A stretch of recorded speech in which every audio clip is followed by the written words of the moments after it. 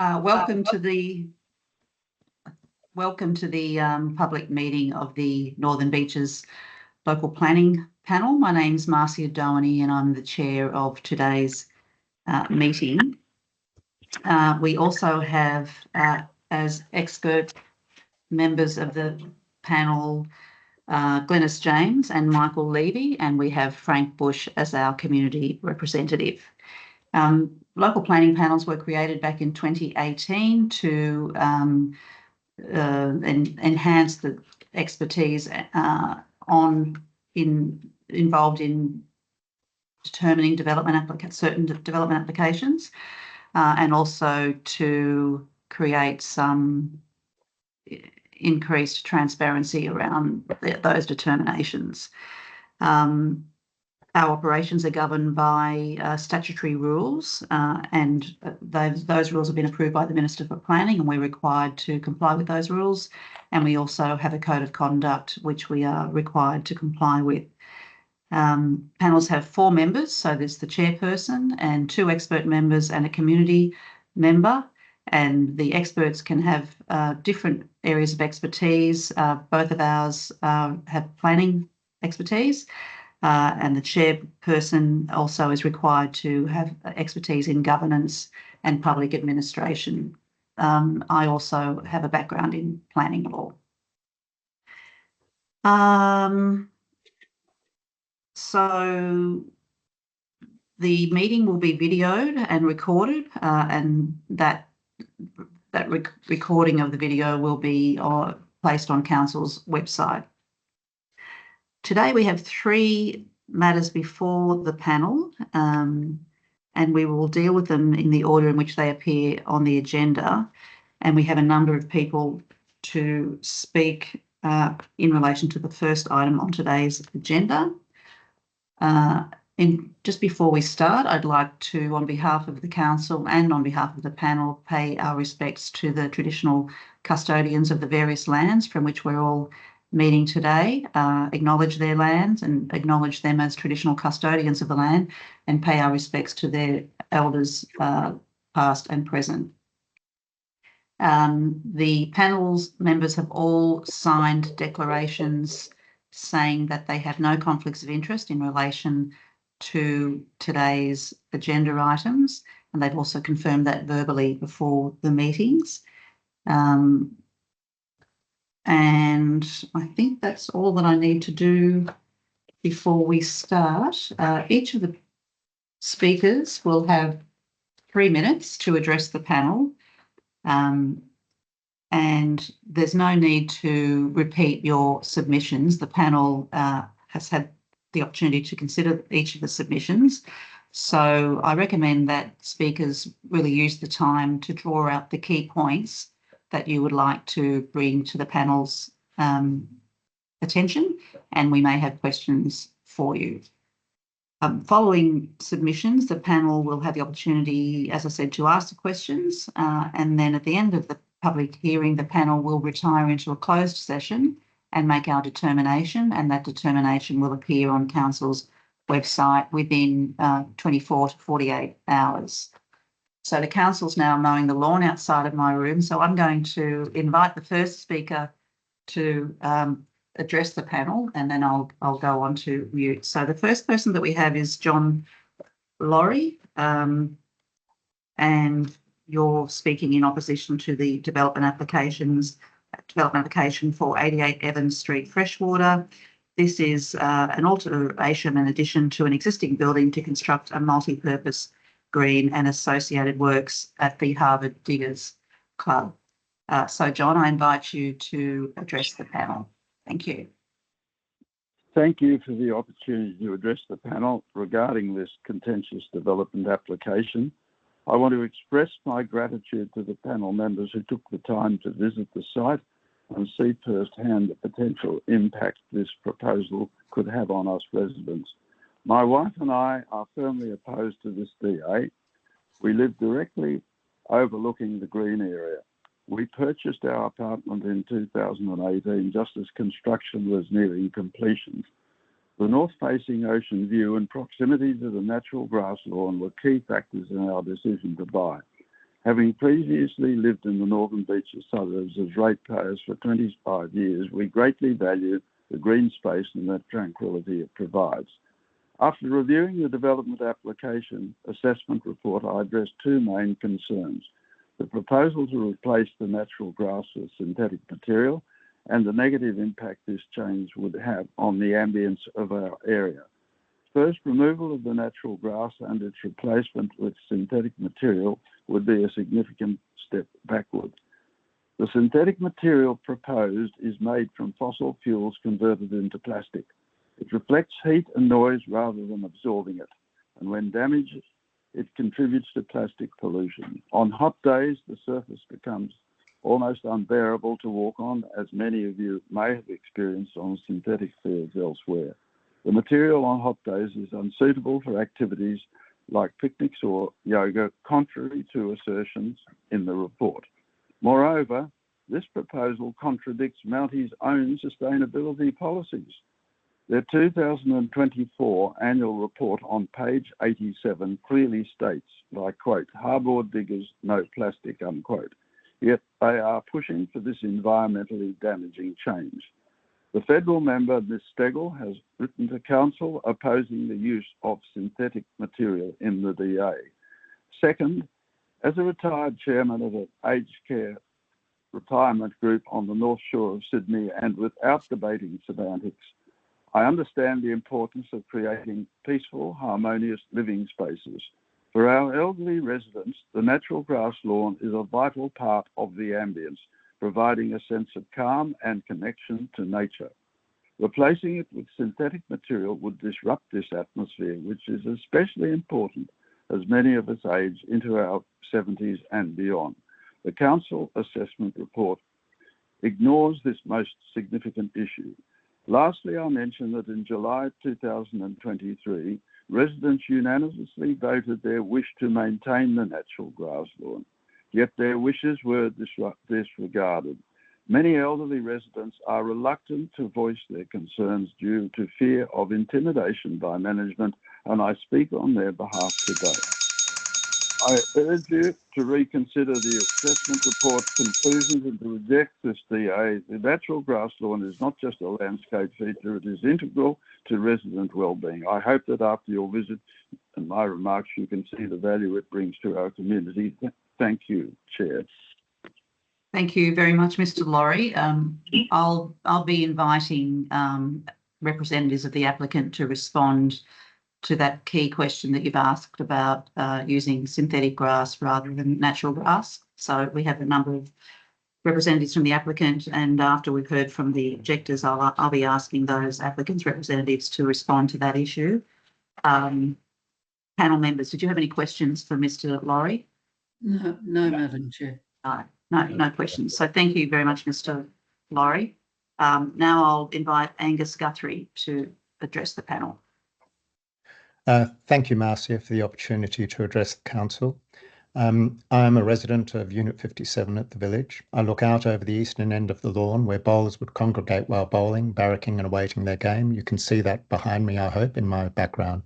My balcony is 20 metres from the lawn and players can look straight into my room at eye level. I've made detailed submissions on the website outlining 3 grounds for rejecting the proposal, including environmental degradation, destruction of natural beauty, elevated noise and intrusion of privacy 7 days a week, and questionable behaviours by Mounties in pursuing this DA. Firstly, the proposal will destroy natural beauty and ambience at the centre of the village by replacing natural landscape cooling grass, which supports local bird life, with flat, heat-radiating synthetic turf devoid of life, which is of itself entirely unwanted by residents. This is being proposed at a time when climate change is increasing temperatures in our cities, loss of nature and biodiversity is occurring around the world, and deep concerns about microplastic pollution are being raised globally, including by a local member, Zali Stegel.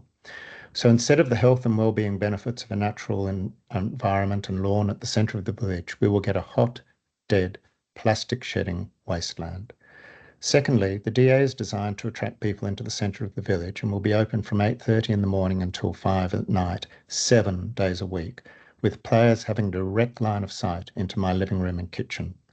The The acoustic report states that neighbours across the road don't need to worry about noise because, and I quote, the building form of the Harbour Diggers site would provide significant noise shielding to these locations. But these buildings are not empty. They are where we live. We absorb the noise. Despite this, there was no site and activity specific acoustic assessment undertaken, and certainly nothing that addresses the barracking, exclamation and ball noise from bowling, nor the amphitheatre-like nature of the village buildings.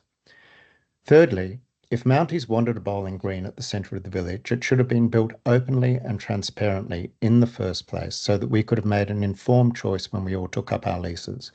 If we don't like it now, we can't sell without consequence. Not only will the development diminish the value of our properties, but Mounties will take up to 22% of the sale price when we exit the village. In short, I bought into a retirement village with beautiful, tranquil, landscape lawns and gardens at its centre, which I look out over directly and enjoy every day. I did not buy into a synthetically surfaced sports arena, open from 8:30 to 5, 7 days a week. A decision on this day should not merely be about compliance. It should be about the impact on the lives of elderly residents in the retirement village and their right to a quiet and tranquil retirement. It is a deplorable development and should be rejected. And I'm happy to answer questions you may have. Thank you. Thank you, Angus. Panel, any questions for Angus? No, thank you. No, thank you. Okay, and I don't have any questions. Thank you very much for addressing the panel. As I said, I'll be asking the applicant's representatives to respond to the issues that have been raised by the objectors today. Thank you. The third speaker that we have is James Farrington on behalf of Margaret Farrington. Good afternoon, Chair, panel members, council officers and members of the public. Thank you for the opportunity to address the panel today concerning the application. As you stated, my name is James Farrington. I'm also a resident of Freshwater. For openness and transparency, please note I'm also a town planner at Hornsby Council. However, today I'm attending on behalf of my mother, Margaret Farrington. My mother resides in Unit 53 of the village and is adjacent to the location of the proposed multi-purpose green. My mother's concerns are outlined in a submission, which I understand has been provided to panel members. In summary, the application should not be supported for the reasons well articulated by previous speakers, as it facilitate a more intense and active use of an area which is generally used for passive open space. This will result in adverse impacts, including noise. Residents of Watermark are over 55. Mum says most of them are about 70 or 80 or older, and many stay in their homes for long periods of time every day. The proposal would enable the use of the facility 365 days a year, 7 days a week, 8.5 hours per day without reprieve for any of the residents. The bowling greens have minimal setbacks from adjacent units, which provide inadequate buffers to mitigate any of these privacy or noise impacts. In relation to security, it will encourage greater access by non-residents to an area with limited security measures in place. However, should the panel be of a mind to support the application, it's respectively suggested a precautionary approach would be appropriate given the uncertainty associated with the application and the intensity of the use, and also the concerns raised by other residents.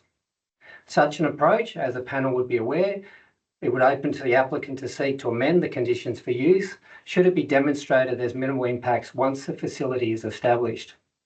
For instance, we would suggest Condition 27 should be amended to state that the maximum number of persons within the area of the multi-purpose green is 16 at any one point, not the current wording which refers to people using the facility, which is completely ambiguous. This would be consistent with the plan of management, consistent with the acoustic report, which only envisages normal conversations. As the panel would appreciate, spectators can make much more noise than those people playing at the facility and provide certainty in enforcement. I'd suggest that the current wording would be a compliance nightmare and would cause significant angst for both council and residents. Condition 29 should also be amended to limit the use of the multi-purpose green to Tuesday to Saturday, i.e. to provide some respite for residents 2 days a week when the facility cannot be used. Also, the condition should state the facility is not to be used on public holidays. The purpose is to provide appropriate balance between the residential amenity of residents and also for use of the facility. Such requirements are commonly applied to noise generating land uses for this. Last point, an additional condition should be placed on the consent requiring signage on the entry gates, which is a normal requirement for these types of development. And that signage should specify the approved hours and days, the maximum number of persons within the facility, no amplified music or announcements as per the POM, no alcohol as per the POM, and a contact number in terms of complaints, which is as per the POM. Thank you for the opportunity to address the panel.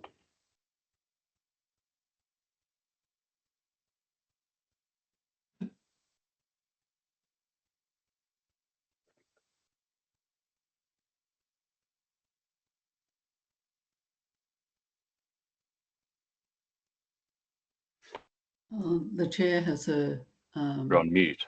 mute. Yeah. Okay, thank you. James, you referred to 3 conditions. One was an additional condition. The first one was condition 27, and the second one referred to limiting operational use between Tuesday and Saturday. 27 is the one about the number of people. I just think What was the second one? Sorry? What was the second condition that you Second were one was referring to? condition 29 in relation 29. to the hours and days. Yeah. Suggesting And then the other one was an additional one. Yeah. Yeah, it's fine. And Panel, public any holidays. questions for James? No. No, thank you, Chair. No, thank you. Thank you, Chair. Okay, thank you very much, James. We have 3 representatives of the applicant, Naomi Daly from Urbis, Kate Francis from the Mounties Group, and Steve Cliff from Watermark. I'll leave it up to the group to decide who would like to respond. I think the key questions that I'd like a response to are why the decision was made to use artificial turf rather than natural turf, and the question, there was an issue raised about operational times and also an issue raised around the setbacks to the units. If somebody would like to respond to each of those 3 questions. Before you do, panel, was there anything else that you'd like a response to from the applicant? Yes, just the point that was made around signage and the relationship with the with the plan of management. Yeah. Glenys or Frank? Yeah, I agree with that suggestion from Michael. Yeah, I'm happy with that. Okay, all right. So who's going to speak on behalf of the applicant? Hi, thanks for that, Chair and panel members. Yeah, look, my name's Naomi Daly. I'm a planner that is working on this project. So on the call as well is Katie Francis, who's the facility managers from Mounties. So she can probably respond to some of those operational matters and broader club perspective comments.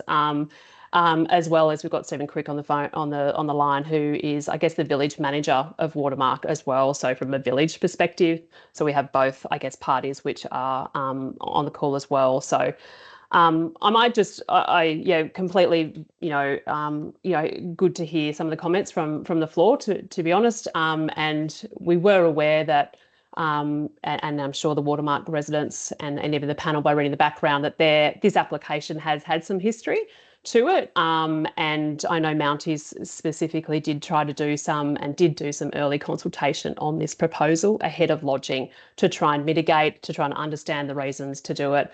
And that including some, acoustic blinds and other matters to some particular residents which attended those meetings. So there has been some understanding of that. I wasn't involved in them, Angus, so I'm seeing you shaking your head, but I do know that there was a consultation of sorts, because there has been some history here. I do just want to say, and I will address your comments in a second, just on the original approval of this development. Back in 2014, it was actually nominated on the drawing as being an annotated bowling green. Yes, turf in nature, but that was way back in 2014. It was carried through with a consent condition which didn't actually draw reference to that specifically. So essentially, this is really formalising something that has historically been there in an informal sense for many years. The other thing I think to note is in terms of, I guess, the landscape nature or the naturalised nature of this, it is I think about 300 millimetres in depth. So in terms of true landscaped area, for calculations and the like, it is not that. But yes, obviously turf is more natural.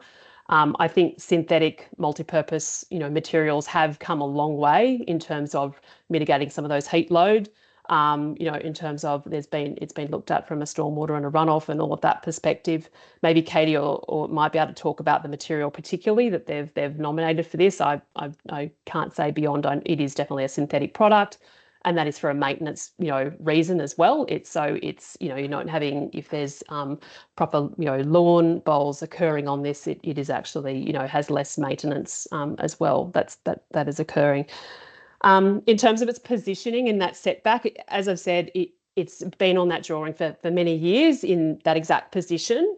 What is also being added to it, which is beyond what is there now, is some perimeter landscaping, which will hopefully try to mitigate some of that, I guess, visual perspective. So whilst we are, yes, removing a natural turf product, there is some additional landscaping that is being provided on the perimeters around.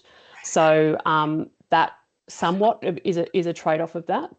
And I guess the other sort of comments in terms of operational, acoustic, I guess, firstly, that we have gone back and forth with council for many times, recognising this is it's a real issue that I recognise that they are sort of elder residents, which are there for the majority of the time. They're not sort of off to work in the day, so we have actually gone back multiple times to council to satisfy that acoustic question. And that's why as well that there is the cap of the use of the 16 people on the use of the facility. I think, if you're trying to cap those numbers, the only thing I would say is that's probably at the detriment of the broader community, which you can also, if you only have limited people within that area, then it doesn't mean anyone can just sort of sit around and have a side sort of picnic or, sit there, because it's actually limiting even those residents themselves from even going out there at those times when there's bowls on and those sort of things. So I'm not quite sure that maybe we could work with a noise sort of condition that's stronger, but I don't know about capping those numbers even more than what the plan of management says or the acoustic advice has said it would be useful. And I think the other thing in terms of historically how this area has been used, it is always there's no change to, I guess, its approved physical access or, I guess, patron and club access, which has always historically been there for the same period of time in terms of hours. So if there's not, let's say, an issue here, from a broader club perspective, this is not barefoot bowls with license. There's no drinking. It's not that. It is just trying to formalise and doing some bowling use on there, which is a demand from, as I understand, from Mounties, and maybe Katie can talk to that in terms of the use of it. But and maybe the frequency of those bowls, I might throw to Katie to understand the split between, I guess, the croquet users, the informal picnic spaces, and how much of this week, or on a day-to-day or a week-to-week, we are intending to be for use for lawn bowls, to answer some of those questions in terms of whether we cap it from a shorter, having a couple of respite days or something that was raised by one of the speakers there. So maybe Katie, I know she was unwell. I mean, she's online, but she had a stomach bug. So hopefully, Katie, maybe you could just talk about, I guess, your understanding of the use of this, but also maybe the consultation as well. Just Katie, before we go to you, I just wanted to ask the panel whether they had any questions for Naomi before we move to Katie. I don't. I do just have one, Madam Chair. For the applicant, is there a current cap in terms of numbers in terms of use of the green, both numbers and days of the week? No, there isn't. Yeah, as I said, there's no, at the moment, it's sort of, let's say unlimited, access. It was always a multi-purpose sort of use of that area. But no, there's no, I guess, existing, even, I don't think, plan of management or limitations on there currently. No. Thank you. Michael or Frank, any questions for Naomi before we go to Katie? Not at this stage, Madam Chair, but I think once we hear from Katie Yeah, and Steve, I that's will. fine. Yeah. Okay. All right. Thank you. Katie. Thank you for your time today. So just to address some of that, so basically, as per the plan of management, we have addressed, usage times and things like that. So with the lawn bowls, what days and times that people will be able to use the green, as well as when they can be in there for croquet and tai chi and all of the other activities that we've proposed. So if you want, I can talk a little bit about that. So with the lawn bowls, women's lawn bowls will only be Tuesdays and Thursdays between 9 and 3 p.m. Men's lawn bowls will be on Wednesdays and Saturdays between 1 p.m. and 4 p.m. So we've capped that. And initially, when we were initially looking at this, we did have, additional days for the lawn bowls. However, after that consultation that we've had with residents, we've taken into account that, we don't want to be overtaking the area, and we also want the area to be used by the residents as they, for the other activities that they wish. So we have had some consultation with residents. So the resident committee had a group of people that were working with us and discussing any of the issues that they had with the green. Some of the things that come up, obviously acoustics. So we did do that sort of capping of numbers and not having too many people on the green. So we had made that comment of the 16. We also have worked with the residents on the anyone that we felt that may have been impacted or that the residents had nominated as potential high impact. So privacy, how we can address their privacy. So we've addressing that by the privacy screening, which is blinds to their apartments. What else? Security. So security is also something that, as per the plan of management, we've addressed as adding additional security. So an additional security guard will be monitoring the area. We have, so in terms of the synthetic of the green, so the reason that we chose synthetic as a material was just due to being low maintenance, conserving of water, the durability of it, not using pesticides and fertilizers, and having that consistent appearance that you can have. It's allergy free, it's cost effective. And yeah, that's the reason that we chose the synthetic as well. Complaints will be managed as well. So, as we go, if there's any issues or complaints, we'll be managing those as per the plan of management. Yeah, I don't know. Is there anything else that you guys had for me? Katie, I just wanted to ask about the use of the synthetic turf. So obviously over, for decades, bowling greens had natural turf and so we understand artificial turf is more durable and takes less maintenance and so on. But clearly, it is workable to have bowling greens with natural turf. Was that something that was really given serious consideration by Mounties before they made that decision about the artificial turf? Yeah, I believe that we've got obviously a few bowling greens over at Manly Bowling Club, and we've had great feedback on the synthetic greens, and a lot of our members prefer to play on those synthetic greens in terms of the bowling itself. As I said, conserving water, that was really important, and once again the maintenance of it, and just being cost effective. So we definitely have looked into it. What about the microplastics issue?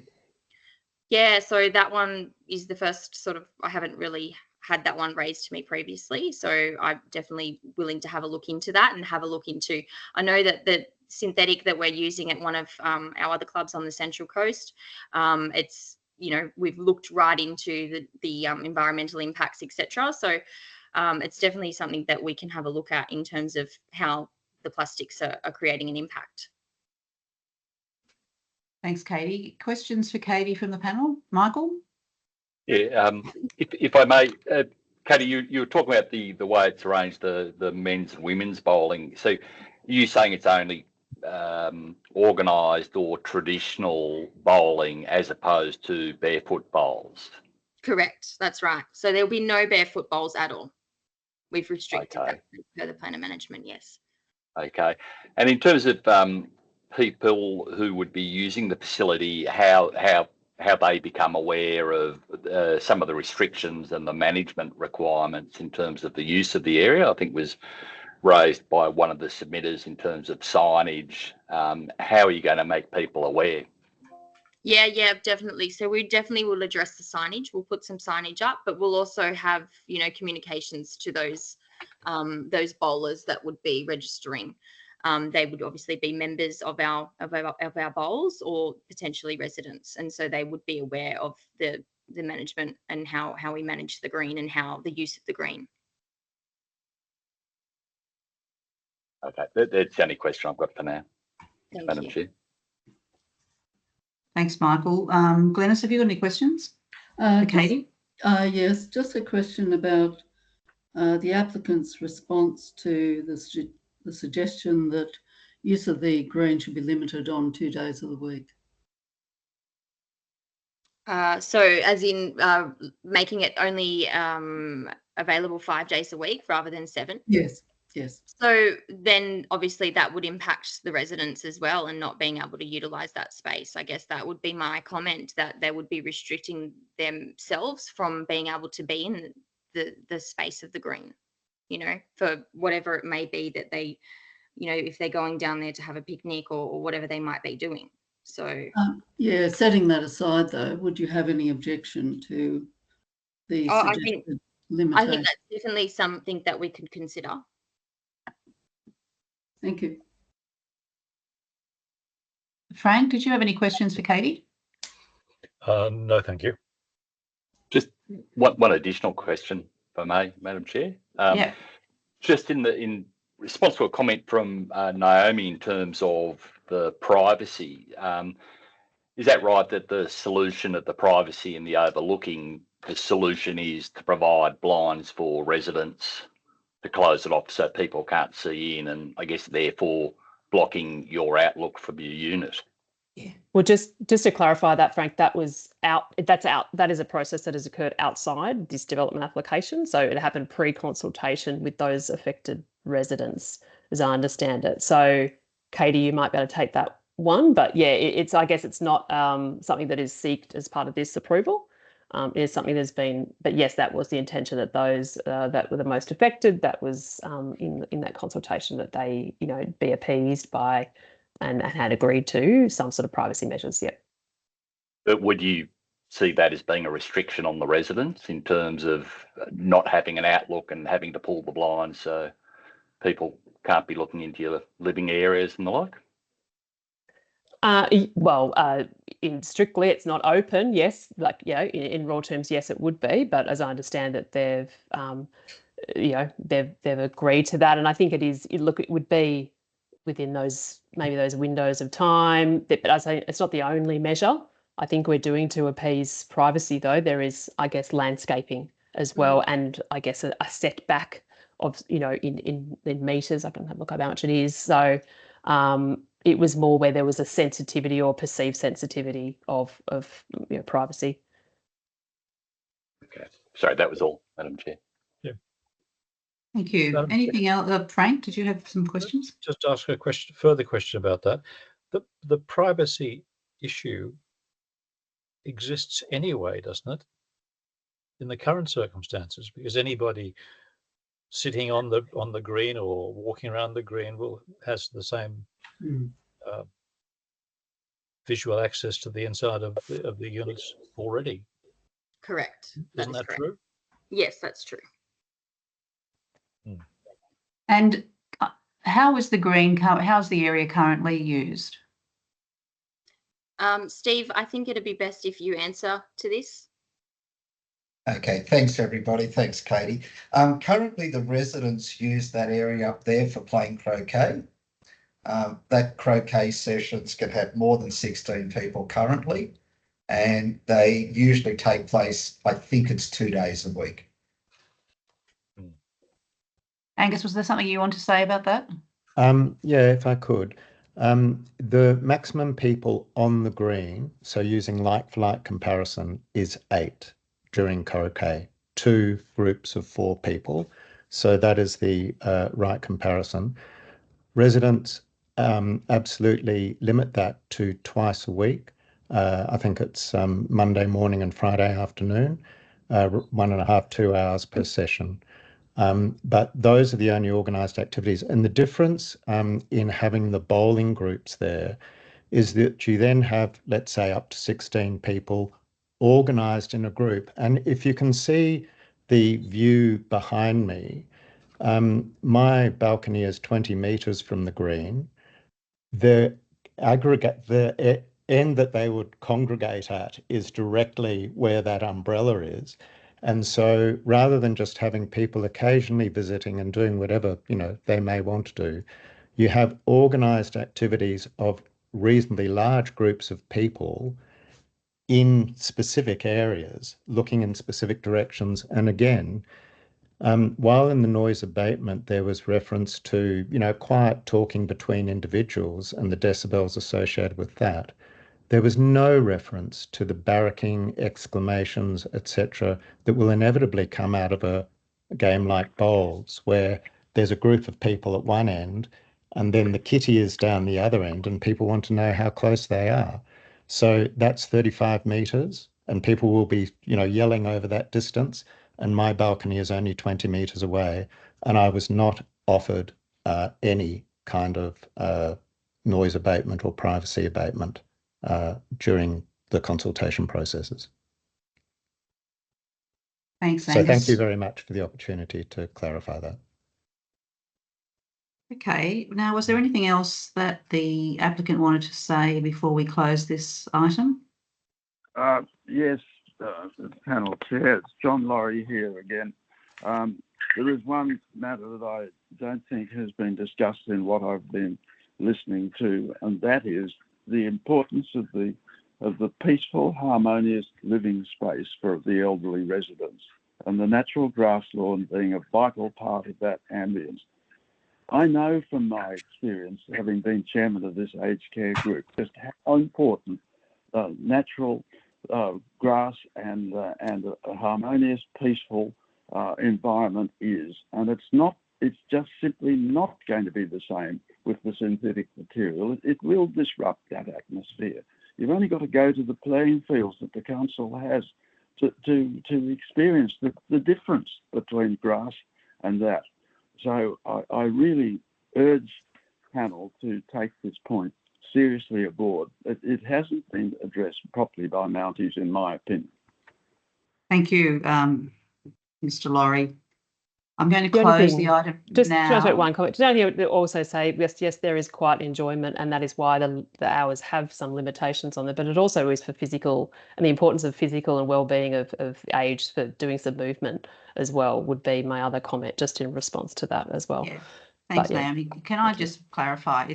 It won't only be residents of the village that use the green.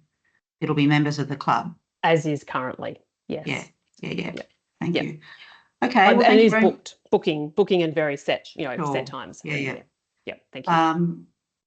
Thank you very much, everybody, for attending today. I'm going to close that item, and as I said earlier, we've got 2 more items to deal with, and then at the end of the public session, the panel will meet and determine each of the development applications. So thank you again for addressing the panel. It's been very helpful. Thank you. Thank you.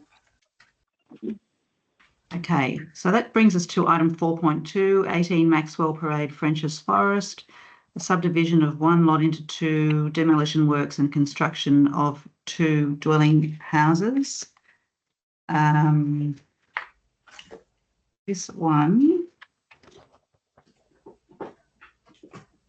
is recommended for refusal, and we have no speakers registered to speak. So there's nothing that the panel needs to do for this public meeting on this agenda item. We will determine it when the meeting's closed.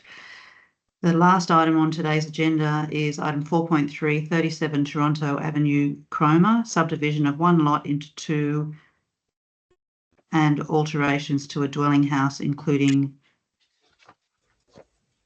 a carport. And we have Mark Bloomfield registered to speak for the applicant on that matter. Are you there, Mark? I am, Chair. Thank you very much. Thank you for allowing me to attend this afternoon. I'd just like to apologise for Vaughan Milligan's absence today. He's attending his father's funeral, unfortunately, and also Jo Gillies, our architect, who was hoping to be here, but she's overseas. I assume the panel has had the opportunity to read Vaughan's submission in response to the council officer's recommendation for refusal, which included an updated revised C, statement of environmental effects, and also 4.6 request, which I'm here to support as both the applicant and the resident of 37 Toronto. By way of quick introduction, just if I may beg your favour on this one. Over the last 30 years, I've been CEO of ING Real Estate Development here, Regional Director of Dubai Holdings, Global Master Plan Developer Entity, and more recently, the Head of Real Estate at Macquarie University, leading their $2 billion master plan and building delivery, and currently an independent chair at the University of Sydney infrastructure team covering both their master plan and other major projects. I also sat on the New South Wales PCA Campus, Innovation Precincts Committee for 5 years and was a board member of Macquarie Park Innovation District. So I think and an honorary member of the Planning Institute of Australia.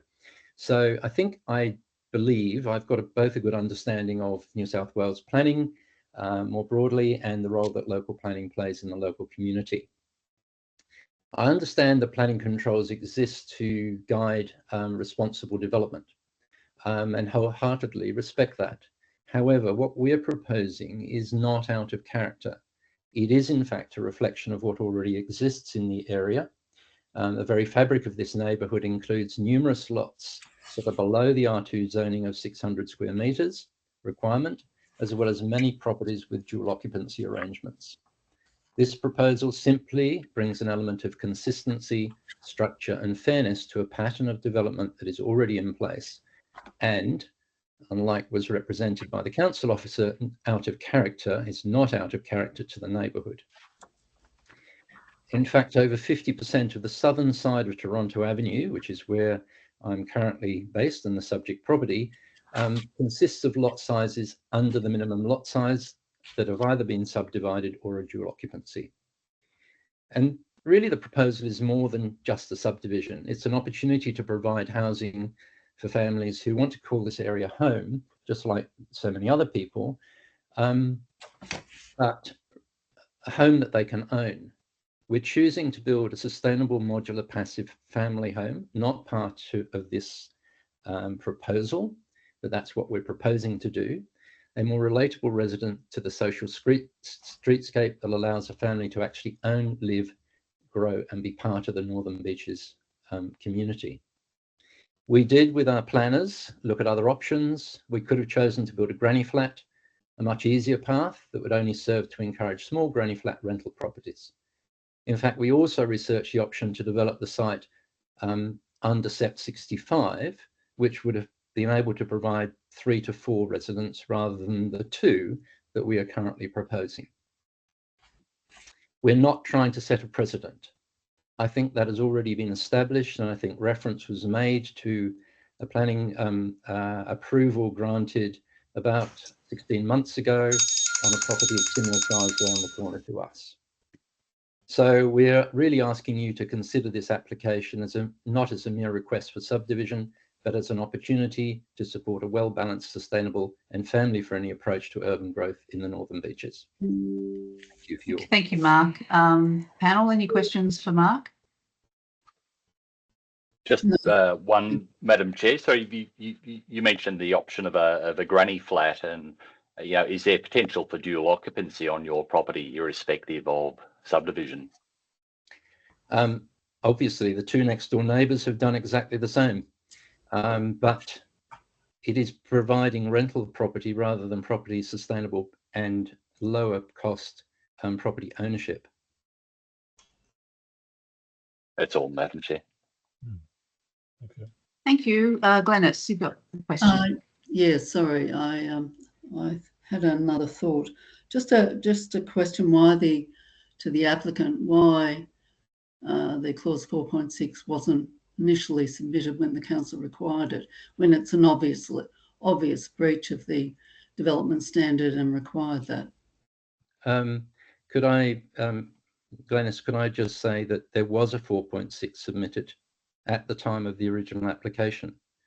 What wasn't And this was at suggestion of the council officers to, when we put a revised submission in January, was not to include a revised C and a 4.6 because it would not affect their decision, which I find personally, and I spoke to Vaughan the other day, I find that very disingenuous, to be honest. Thank you. Okay, I have to apologise for the lawn mowing out on the nature strip again. It's quite loud at the moment. Thank you, Mark. I think that's all we have for you today. If there are no other, I don't think there are any other questions from the panel, and I didn't have any questions, but thank you very much for presenting to us today. Thank you, Chair. Okay, well, that concludes the three items on for the public meeting. So I'm going to now close this meeting, and the panel will come together separately and determine those three applications and also deal with the other three items on today's agenda, which are the non-public items. Thank you very much, everybody, for your attendance today and for presenting to the committee and presenting to the panel and assisting us with our determinations. Thank you.